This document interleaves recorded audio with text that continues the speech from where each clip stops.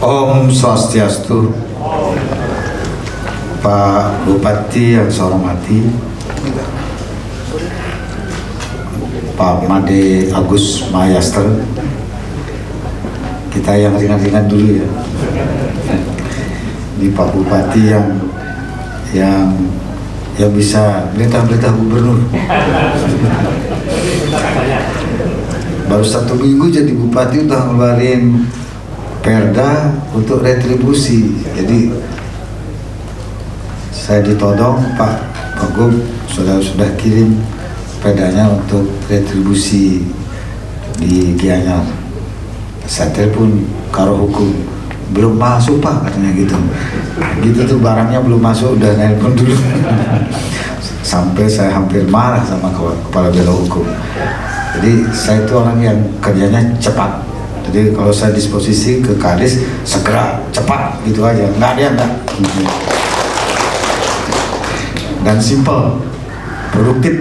Nah itu yang saya lakukan sebagai gubernur di dalam mengelola pemerintahan supaya tugas-tugas pemerintahan dan pembangunan serta layanan kepada masyarakat itu bisa ditangani dengan baik. Tidak saja baik, cepat, ya. Tidak saja cepat, tepat sasaran.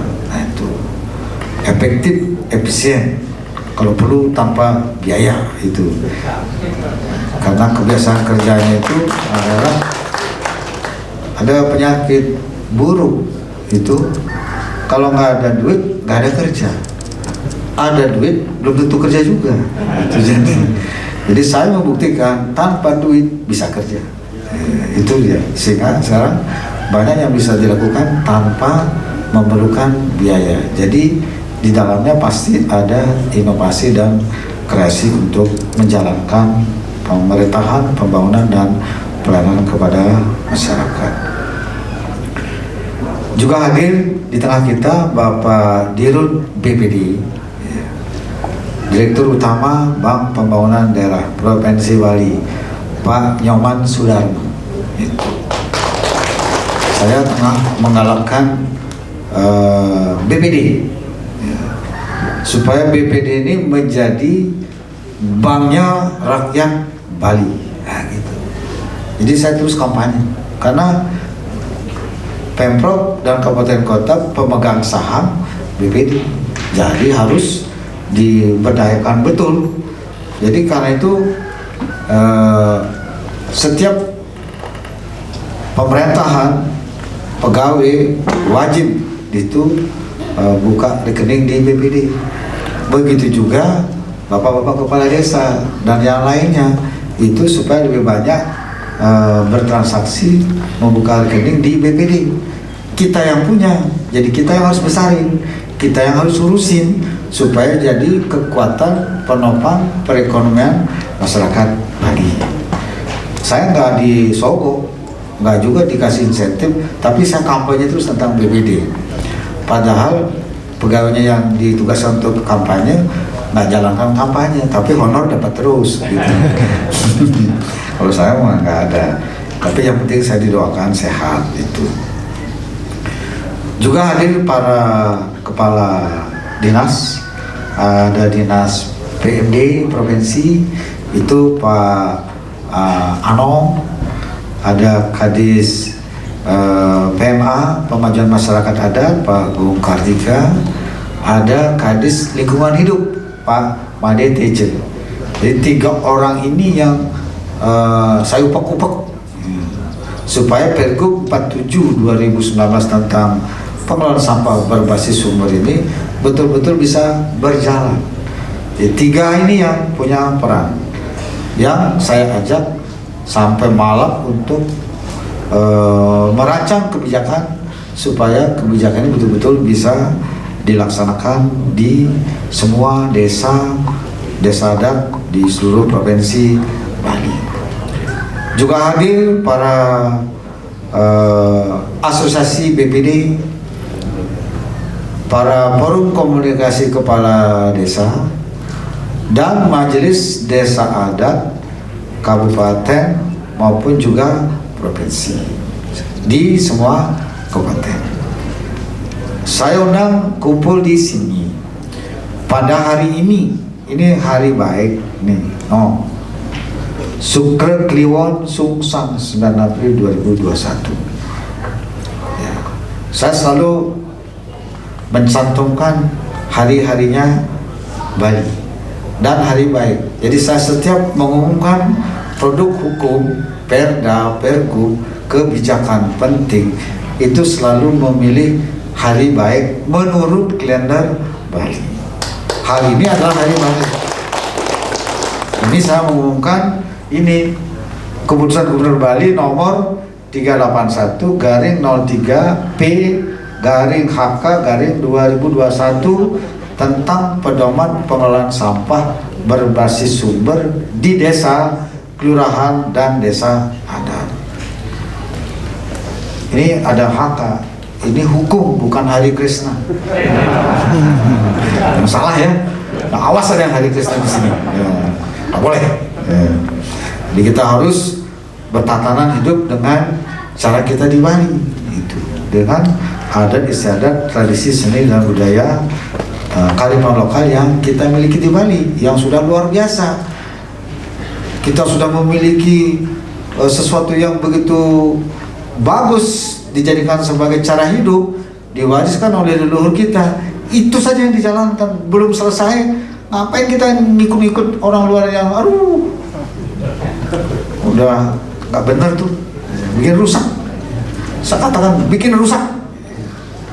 Jadi teguh saja pada cara hidup yang diwariskan leluhur kita. Barang siapa yang tidak taat pada warisan leluhur kita, alam Bali yang akan mengutuk. Alam Bali yang akan mengutuk. Buktikan omongan saya. Jadi teguhlah kita pada apa yang menjadi warisan leluhur kita yang dijadikan sebagai tata cara pedoman di dalam kita membangun kehidupan ini dengan alam, dengan manusia, dan kebudayaan Bali. Itulah Nangun Satkerti Loka Bali melalui pola pembangunan semesta berencana menuju Bali era baru, yang mengandung makna menjaga kesucian dan keharmonisan alam Bali beserta isinya untuk mewujudkan kehidupan kerama Bali sejahtera, bahagia, skala niskala. Sesuai prinsip Trisakti Bung Karno, berdaulat secara politik, berdikari secara ekonomi, dan berkepribadian dalam kebudayaan, dengan menyelenggarakan pembangunan secara terpola, menyeluruh, terencana, terarah, dan terintegrasi dalam bingkai Negara Kesatuan Republik Indonesia berdasarkan nilai-nilai Pancasila 1 Juni 1945. Nah, itu lengkap ini. Ini visi yang berkearifan lokal. Siapa yang operatornya? Tolong ditayangkan. Nangun Satkerti Loka Balinya. Bapak Ibu sekalian yang saya hormati, para kepala desa, bendesa, semua yang hadir. Jadi visi ini saya susun tahun 2016. Tahun 2016. Baru setahun setelah pemilu legislatif 2014. Setelah pemilu 2014 selesai, mulailah ada bunyi-bunyi di masyarakat, calon gubernur. Saya diam-diam menyiapkan diri. Karena waktu itu partai belum memutuskan maupun memproses siapa yang akan didukung sebagai calon gubernur dari PDI Perjuangan. Ibu Mega belum memutuskan, tapi saya diam-diam menyiapkan diri. Saya menyusun ini, Nangun Satkerti Loka Bali, yang saya dapat dari lontar buku-buku kuno sejarah Bali dari zaman ke zaman, dari hasil penelitian, dari pemahaman saya tentang Bali. Jadi saya tidak kemana-mana, saya betul-betul menggunakan referensi Bali, kearifan lokal Bali. Jadi saya di DPR itu, waktu itu saya menyusun ini dari pagi sampai malam kalau saya lagi tidak rapat di DPR, dan belajar nyastra dengan Sulinggi. Itu nyastra saya. Jadi belajar tentang menebang, memahami pesan-pesan leluhur yang dituangkan dalam bahasa Bali kuno dengan sastranya. Itu dari situ saya mengetahui bagaimana kekayaan Bali. Saya susun ini satu demi satu, keluar idenya. Meskipun latar belakang pendidikan saya bukan budaya, bukan sejarah, bukan seni. Latar belakang pendidikan saya adalah ilmu matematika, kalkulus. Saya lulusan dari Institut Teknologi Bandung, jurusan matematika dan statistik. Jadi saya lulus dari ITB itu tahun 87. Jadi dosen mengajar kalkulus, ajar limit, diferensial integral, barisan, ajar statistik, metode penelitian, pokoknya ilmu yang susah-susah. Dan saya menjadi dosen yang keras. Kalau murid saya macam-macam di belakang, saya diamin dulu. Kalau saya lagi nerangin, diamin dulu dia, biar dia bercanda-bercanda di belakang. Begitu saya selesai menjelaskan teori, saya suruh ke depan. Coba jelaskan ini, jawab soalnya. Nggak bisa dia, saya suruh push up. Jadi gitu cara saya. Kau jangan main-main, kalau kuliah benar gitu. Nah itu jadi begitu. Sekarang juga begitu. Sama adik saya, paparan. Itu paparan ini, wah jelek, kurang, minggu depan lagi. Nah itu. Ada yang 4 kali baru lolos, ada yang 6 kali baru lolos. Perda dan Pergub sekarang ini sudah ada 15 perda, 25 pergub selesai. Itu semua saya pimpin malam-malam hari. Tidak ada satupun yang di luar kepala saya. Jadi saya langsung pimpin. Dan perda pergub itu tidak ada yang berbiaya, nggak ada yang studi banding. Apa yang studi banding? Ilmunya ada di Bali. Ilmunya ada di mana? Ada di Taro, ada di Batur, ada di Sembiran, ada di desa-desa kuno di Bali itu referensinya ada di situ.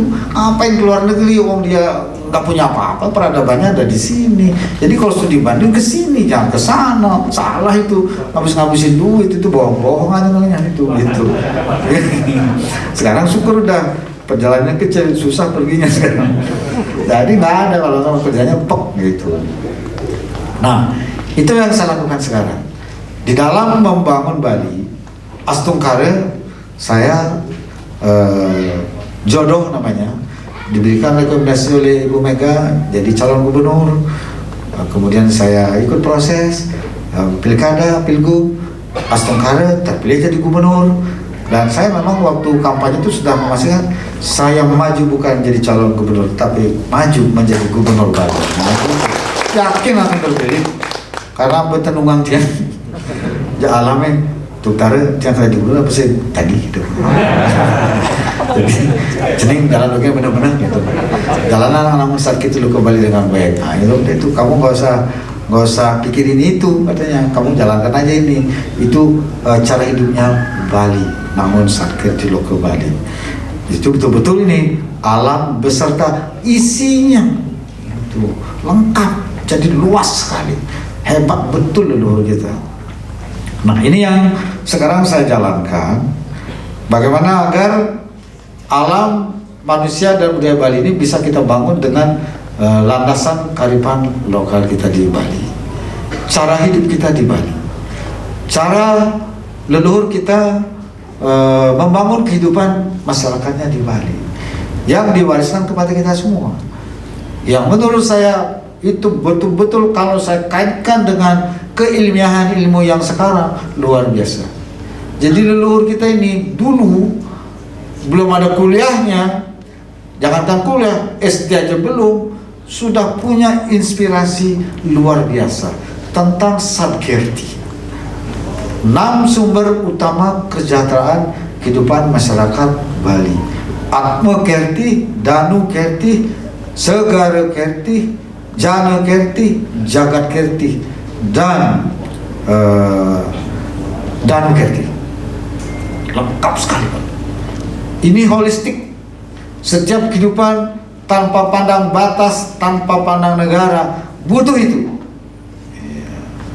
Menyucikan jiwa, menyucikan laut, menyucikan air, menyucikan tumbuh-tumbuhan, manusia, alam. Luar biasa, Pak. Inilah yang saya jadikan patokan untuk nyusun Perda dan Pergub. Maka Perda dan Pergub saya itu semua adalah untuk mewujudkan alam Bali yang bersih, yang sehat, yang berkualitas. Begitu juga ke manusianya, harus bersih. Jadi nggak boleh korupsi, nggak boleh nakal-nakal gitu. Iya, jadi harus bersih nih ya. Budayanya harus dibangun, keunggulannya. Ini bagus sekali nih. Tuh, Satkirti. Satkirti ini dari berabad-abad lahirnya ini, luar biasa, Pak. Jadi lebih gitu-gitu berilmu dini kali ilmu. Ya. Sekarang dengan ini saya membuat Perda dan Pergub itu, waduh, top 2022 Bali ini akan masuk ke dalam tatanan Bali era baru dengan Perda dan Pergub yang berjalan satu demi satu. Saya kerjakan alam yang bersih dulu, saya kerjakan. Maka keluar Pergub pembatasan timbulan sampah plastik sekali pakai, ketenangan bersih. Pergub tentang pengelolaan sampah berbasis sumber. Pergub tentang pelindungan danau, mata air, sungai dan laut.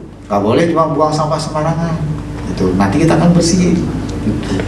Pergub tentang pelindungan pura, pritima dan simbol-simbol keagamaan.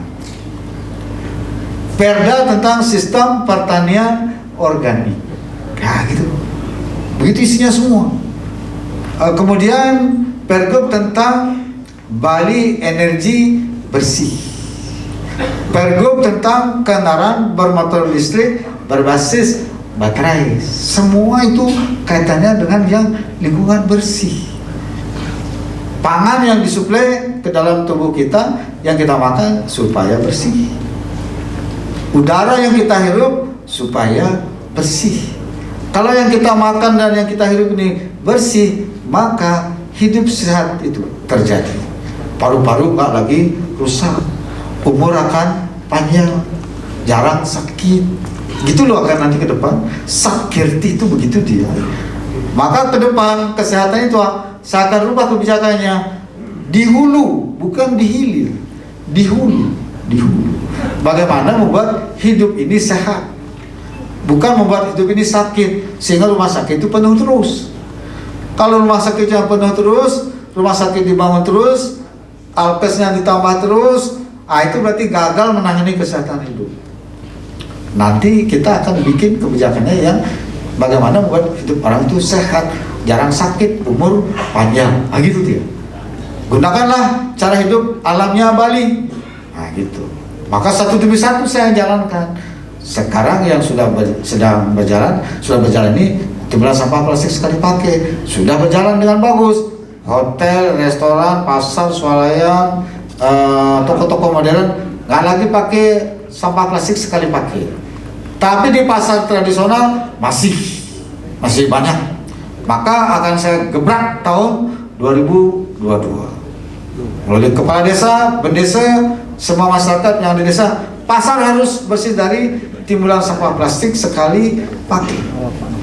Maka kita kumpul. Nah itu. Kemudian pengelolaan sampah berbasis sumber, Pergub 47 tahun 2019.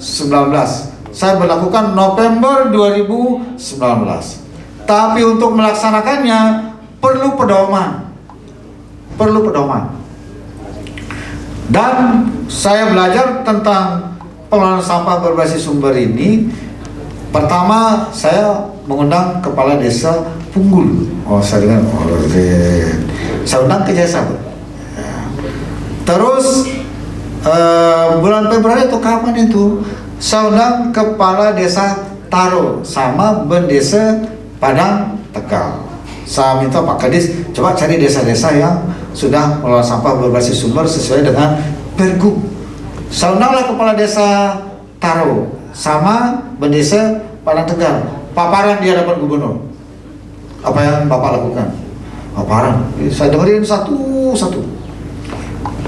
Wih, bertanya ini ya.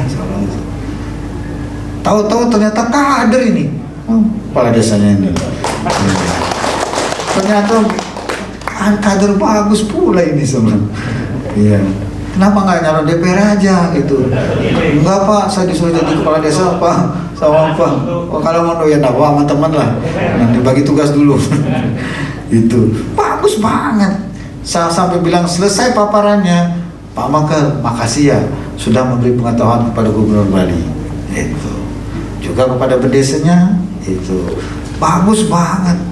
Itulah yang kemudian saya sistematikan dengan konsep menjadi buku pedoman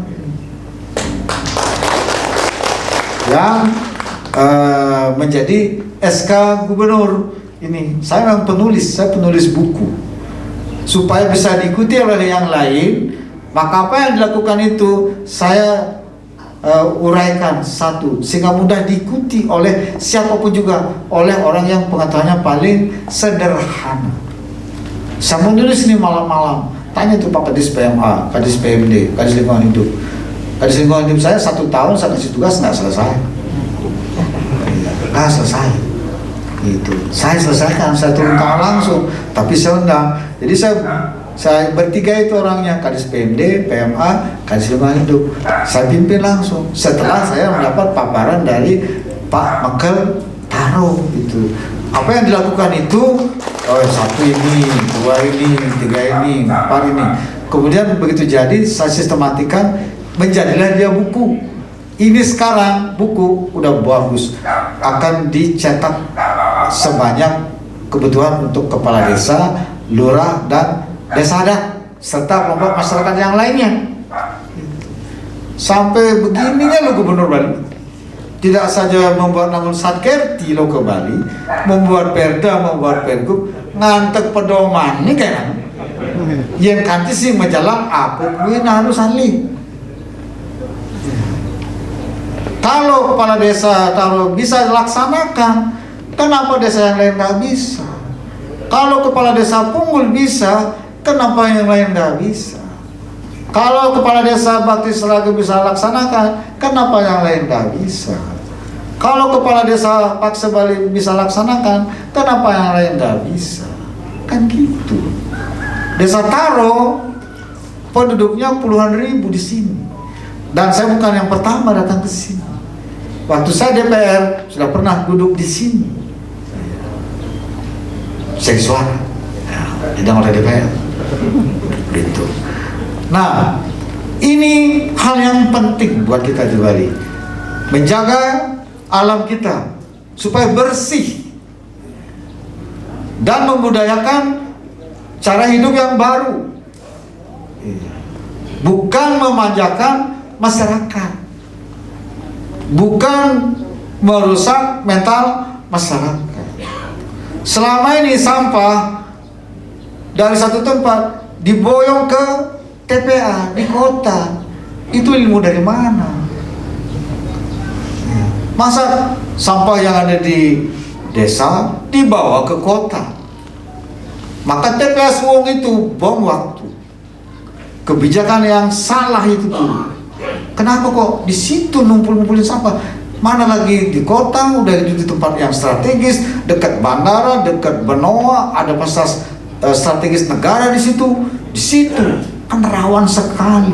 Sekarang udah berjubel. Ini pola yang salah. Harusnya sampah selesai di tempat, siapa yang memproduksi, dia yang menyelesaikan. Itu baru benar. Itulah pengelolaan sampah berbasis sumber. Nah itu. Pergub ini diundangkan November 2019. Saya pernah mengekspos, menyosialisasikan secara umum karena belum ada pedomannya, menyampaikan kepada masyarakat, kepala desa dan pedesa. Suatu saat kepala desa, perbekal lurah, bendesa adat akan saya sinergikan untuk urusan menyelesaikan sampah di desanya. Pergub sudah ada, tapi pedoman belum ada. Tapi ternyata pedomannya setahun belum selesai. Ternyata belum selesai pedomannya, ada yang bisa jalan. Dan yang dijalankan itu betul-betul persis seperti yang saya mau. Jadi Tuhan nolong saya ini. Yang dijalankan oleh Pak Mekel Taro, Mekel Punggul, Mekel yang lain kurang lebih sama. Tapi yang Taro ini ada istimewanya. Saya lacak satu-satu apa yang dia lakukan itu.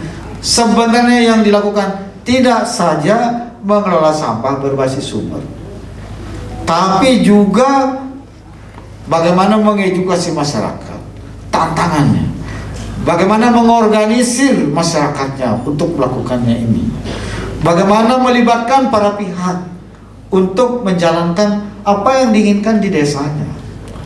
Kemudian membuat sistem dengan caranya sendiri sesuai dengan pengetahuannya. Tidak bergantung kepada bupatinya, apalagi bergantung kepada gubernurnya. Tapi bisa melaksanakannya dengan sangat sempurna. Itu yang saya ikuti cara berpikirnya, cara nalarnya, cara mengerjakannya. Sangat sistematis. Dan bisa berswadaya. Saya tanya, itu kan yang punya tanah siapa? Desa. Terus truknya awalnya kita Pak, ada yang nyumbang gitu. Awalnya kecil, sekarang udah gede gitu. Persis yang saya inginkan itu dilaksanakan di sini. Itulah sebabnya bisa bikin ini. Kalau nggak jadi nih barang, nggak jadi nih barang. Makasih ya kalau. Dari situ ini cara dalam keilmuan itu namanya cara kerja induktif. Ya, cara kerja ilmu itu dua, deduktif dan induktif ilmu pengetahuan. Kalau induktif itu dari hal yang spesifik, empiris ke hal yang umum. Kalau deduktif dari yang hal umum ke hal yang spesifik, empiris.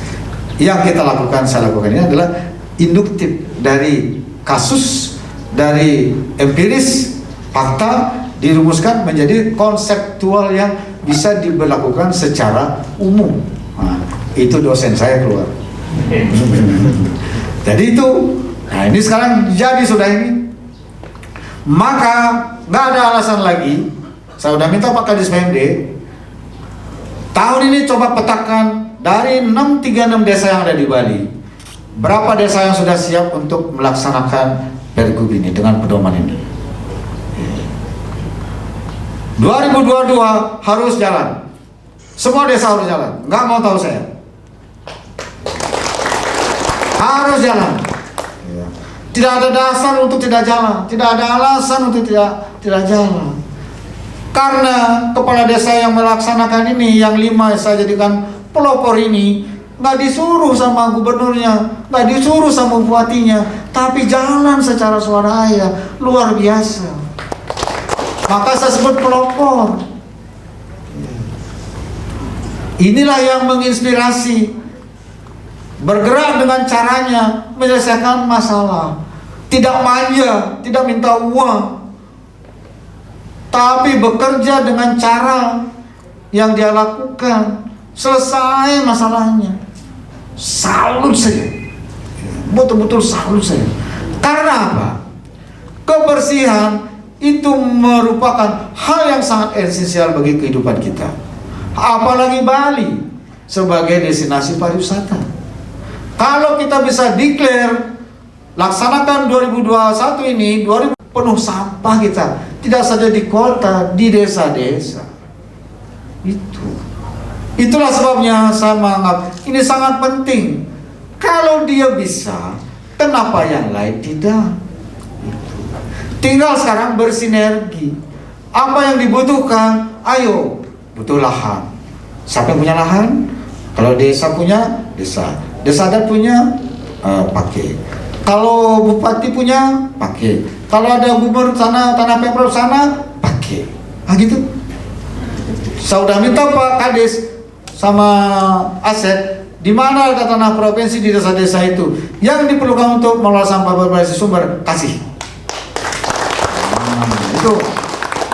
Ya, kalau dua desa, kalau ada tanah provinsi di situ, Bapak pakai aja, izin dulu, gratis. Ya. Supaya program ini jalan tanpa hambatan. Itu. Jadi saya senangnya adalah mandiri betul. Nanti untuk menyelenggarakan ini supaya masif sebali cepat dia, saya akan minta Bupati Wali Kota mengalokasikan dana ADD-nya sekian persen untuk mengelola sampah. Kemudian juga dana desa yang dari APBN, saya akan Menteri Desa melalui musyawarah desanya itu supaya juga sekian persen dialokasikan untuk mengelola sampah. Oh, sumber dananya udah diberikan oleh APBN, oleh APBD, ya porsikanlah itu melalui musyawarah desa untuk mendanai ini seperlunya, tapi libatkan juga masyarakat yang lain. Itu yang harus kita lakukan. Jadi tidak timbulkan beban baru. Itulah yang dilakukan oleh Pak Makartaro, Punggul, Pak Sebali, Bakti Sraga. Bakti Sraga nih. Ada masih di Beleng man. Biasanya Beleng ada boyok-boyok. Ada masih benar itu.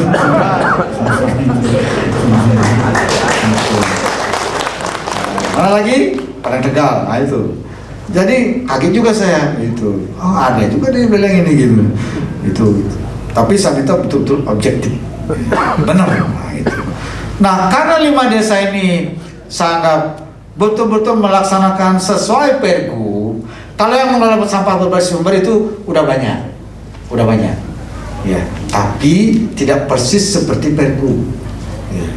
Tidak persis seperti pedoman ini, itu. Maka yang sudah berjalan kita akan tata dia supaya begini, karena ini apik sekali. Nah, kalau mau lebih maju, apa-apa lebih baik, lebih kreatif, lebih inovatif, nggak ada masalah. Itulah sebabnya 5 ini saya jadikan sebagai pelopor di dalam mengelola sampah berbasis sumber. Karena kepeloporannya yang dilakukan, saya berikan penghargaan. Ini pertama saya keluarkan penghargaan ini tanda tangan gubernur. Langsung saya telepon Pak Dirut BPD. Pak Dirut, ini mendadak ini, aduh, 3 hari lalu ya Pak Dirut ya. Pak Dirut, gimana kalau CSR-nya kasih hadiah untuk desa yang pelopor ini? 50 juta ya Pak desa itu. Ya Pak Gub, nah gitu. Boleh, suratnya udah. Jadi nanti tinggal berapa hari nunggu cair dah 50 juta. Nah, bilang terima kasih sama Dirut BPD. Tapi harus wajib buka rekening warganya di BPD. Nah, kira-kira lah, ada ngangon itu, ngangon anak lain, besarkan BPD-nya, gitu. Kalau BPD kuat kan kita yang bisa dapat manfaatnya juga. Nah itu. Jadi dapat penghargaan 50 juta. Kan mungkin bisa beli insenerator apa namanya itu. Bisa jadinya. Atau kebutuhan yang lainnya. Nah, nanti saya akan menerapkan ini dalam skala lebih luas dengan cara yang lebih kompetitif. Akan dilombakan ini. Akan dilombakan lomba desa Satkerti yang bisa melaksanakan Satkerti. Iya. Bisa memelihara danaunya bagi yang desa yang bersebelahan dengan danau. Desa yang punya sungai bisa menjaga sungainya dengan baik, bersihin sungainya. Bagi desa yang di pinggir apa namanya kalau Danu Kerti, kemudian Tukar Danu Kerti kan sumber air ya, harus dibersihin dia, gitu. Kalau tinggalnya di laut, Segara Kerti, di pinggir-pinggir pesisir itu Segara Kerti dia. Kemudian wewidangannya apa itu? Jagat Kerti. Membangun kehidupan masyarakatnya Jana Kerti. Cek lengkap hati. Nanan kan buatkan ini harinya pada saat itu tumpuk apa yang yang berkaitan dengan ini. Pada saat itu kita akan berlakukan pemberian penghargaannya. Kita akan buatkan lombanya per kabupaten. Juara 1 kabupaten, 2 kabupaten, 3 kabupaten. Itu yang paling sempurna sebalik. Mereka keren. Silahkan berlomba-lomba ya. Mengatasi masalahnya, menangani masalah yang ada di desanya, supaya desanya itu bersih, itu produktif, itu luar biasa. Ini yang kita harapkan betul, supaya bisa berjalan dengan baik. Itulah sebabnya saya membuatkan pedoman ini akan diberlakukan mulai hari ini. Semuanya sudah ditata, lantas dibuatkan instruksi kepada Bupati Wali Kota Sebali untuk melaksanakannya, dan Pak Kadis PMD supaya didata. Yang siap tahun 2021 berapa desa, 2022 sudah harus selesai semua desa. APBD desanya supaya dirancang dari sekarang. Berapa yang dialokasikan untuk pengelolaan sampah ini, itu berapa iuran warga, segala macam itu supaya dijalankan dengan cara swadaya di desa-desa. Jadi itu yang perlu dilakukan. Artinya masalah itu selesai dengan caranya sendiri di masing-masing desa. Tidak perlu menunggu orang lain, tidak perlu perintah, tidak perlu segala macam. Jadi bisa berinisiatif, berkreasi, berinovasi. Itu yang kita harapkan betul. Sehingga dengan demikian sejebak Bali ini, alam Bali ini bersih. Itu harapannya kita. Dan sudah diatur dalam pedoman. Lantas pedoman ini kita jadikan video yang di-share dalam bahasa Indonesia, teksnya, dan juga dalam bahasa Inggris. Ntar ditayangkan yang bahasa Indonesia. Ini saya sudah share ke menteri-menteri hari ini, karena hari ini boleh di-share, saya share ke semua menteri, ke semua jaringan sudah saya share di sejumlah kementerian di pusat. Sudah saya share ini supaya menjadi cara hidup.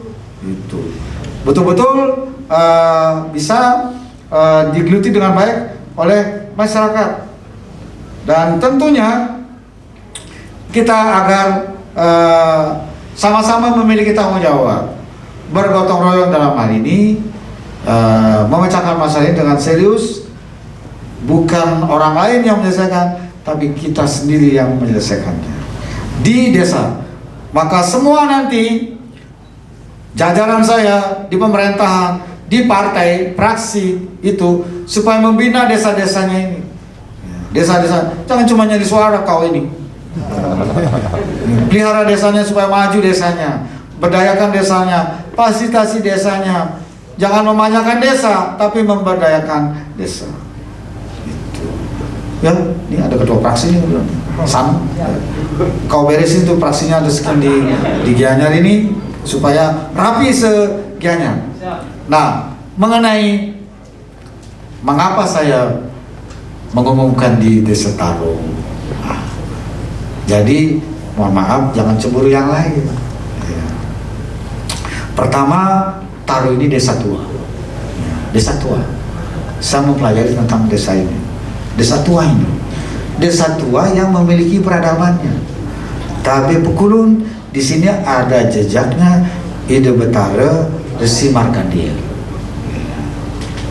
Beliau yang mencanangkan di sini Subak Bali. Ya. Yang kita jalankan sampai sekarang ini. Bukan satu-satunya, tapi sebelumnya sudah ada. Dan beliau ketika hadir di Bali, beliau mencanangkan Subak ini. Peninggalannya juga ada, puranya ini, penyungsungannya juga.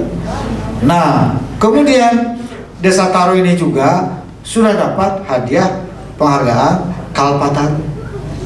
Jadi udah lengkap ya. Ini desa tua, ada peradabannya, ada warisannya, ada jejak sejarahnya, dan memang sampai sekarang masyarakatnya menjalankan itu dengan baik. Itulah sebagai penghargaan. Jadi ini adalah untuk mencanangkan pengelolaan sampah berbasis sumber ke seluruh Bali dari sini. Saya memohon doa beliau Ide Batara Resi Markandeya, supaya beliau melapangkan jalan ini ke seluruh desa yang ada di Bali. Gitu maksud saya, bukan apa-apa. Punggul bagus juga, tapi bukan desa tua. Nah itu desa baru kan gitu. Jadi kesejarahannya kurang. Jadi inilah jejak sejarah yang cara saya untuk memimpin menjalankan kebijakan ini dengan cara seperti itu. Jadi di mana ininya di situ, supaya betul-betul menjadi simbol dari cara kita membangun peradaban Bali ke depan berkaitan dengan alam, manusia, dan budaya Bali. Nah, itulah yang perlu saya sampaikan, Bapak Ibu sekalian. Saya mohon sekali, saya yakin ini dengan ekspos hari ini, diumumkan hari ini, nanti banyak yang akan studi banding ke Karo, ke Punggul, ke Bakti Slaga, ke Paksa Bali, Padang Tegal, dan sebagainya. Siap-siap terima tamu. Bikin tayangan yang bagus, Panggaya. Begini loh cara saya. Nanti tiru gaya-gaya gubernurnya. Nah gitu. Jangan belepotan, pangkren. Begini loh saya, gitu. Padahal yang bikinin orang lain kan gitu. Nggak apa-apa. Jangan belepotan, jadi harus buatin. Nah, yang di Padang Tegal kan udah ada ruangannya. Nanti bikin ruangan untuk tayang-tayang begitu, supaya siapa yang datang, wih betul-betul keren desanya nih. Nah gitu, supaya menjadi contoh yang nyata bagi kita semua di Provinsi Bali. Itulah pesan saya. Terima kasih. Mudah-mudahan di hari yang baik ini, Sukra Kiwon Sungsang 9 April 2021, ini akan menandai gerakan kita bersama di seluruh Bali untuk menjadikan alam Bali ini bersih dari sampah. Sampah apapun juga, sampah fisik, sampah non fisik. Jadi semua yang nggak beres itu harus kita bersihkan, termasuk perilaku kita juga harus bersih. Nah itu harapan kita semua. Saya dengan tulus lurus menyampaikan ini supaya ini menjadi gaya hidup kita, pola hidup kita, pola hidup yang bersih. Jangan kita hidup dengan cara yang sembarangan membuang sampah. Jadi hidup dengan tertib, dengan disiplin seperti di negara-negara lain. Jepang yang sangat baik. Jepang itu pengelolaan sampah berbasis sumbernya itu bagus sekali. Dan situlah Ibu Mega mengarahkan kepada saya untuk membuat kebijakan ini. Yeah. Orang Jepang itu saking tertibnya, habis minum dia pakai botol aqua itu, kayak aqua itu ya, minuman kemasan di Jepang itu. Kalau nonton bola, dia wow rame, dia berantem itu sampahnya ditaruh. Jadi enggak main. Kalau berantem ribut dia, sampahnya diambil lagi. Jadi dia ributnya tidak menimbulkan sampah, ributnya itu menertibkan sampah juga. Nah gitu, jadi harus begitu, dia itu baru maju namanya. Kalau kita kan enggak, bruk, waduh kotor. Jadi itu harus berubah dengan paradigma yang baru untuk Bali era baru yang akan kita wujudkan dengan visi Namun Satkerti Loka Bali. Itulah yang ingin saya sampaikan. Terima kasih atas perhatiannya semua. Kalau yang kurang, mohon maaf. Saya dengan Parama Santi, Om Santi Santi Santi Om.